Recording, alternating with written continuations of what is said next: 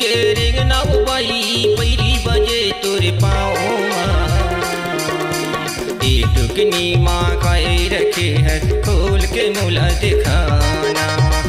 टुकनी माँ खाए रखे है खोल के मुला दिखाना।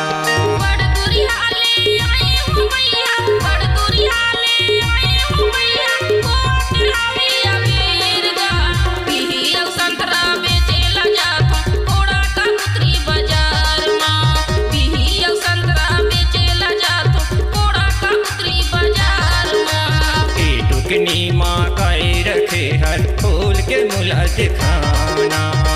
टुकनी माँ खाए रखे हर खोल के मुला दिखाना।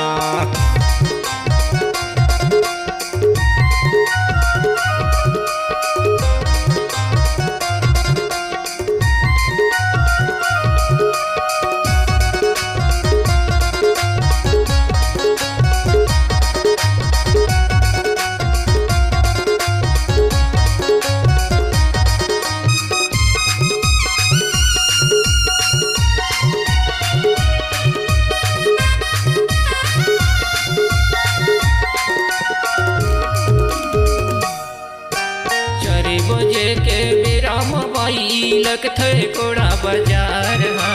12 बजे के मझनिया हावे छैया लेकल मिछाओ माँ।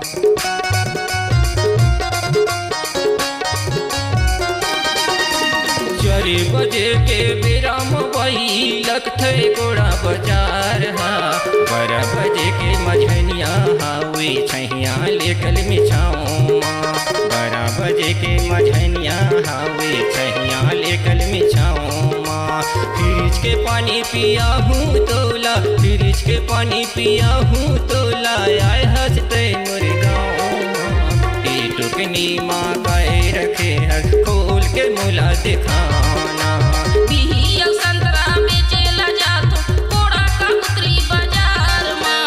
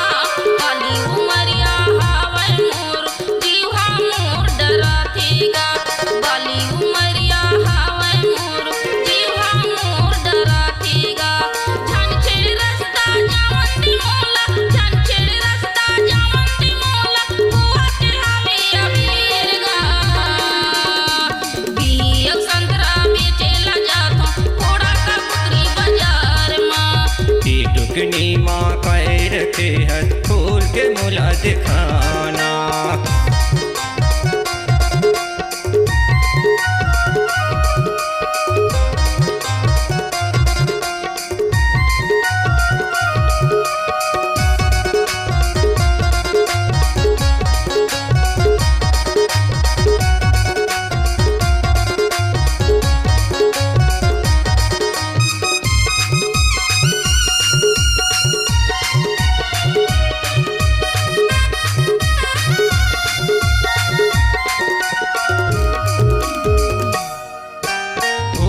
हवे संझिया के बेरा डर लगथे मुल भारी घर माँ जाहूँ मैं गबैहा गाई ददी गारी।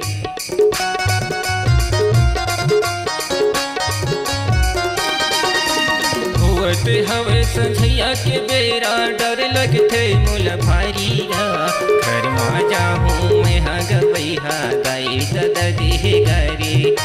घर माँ जाहूँ मैं गबैहा गाई ददी गारी।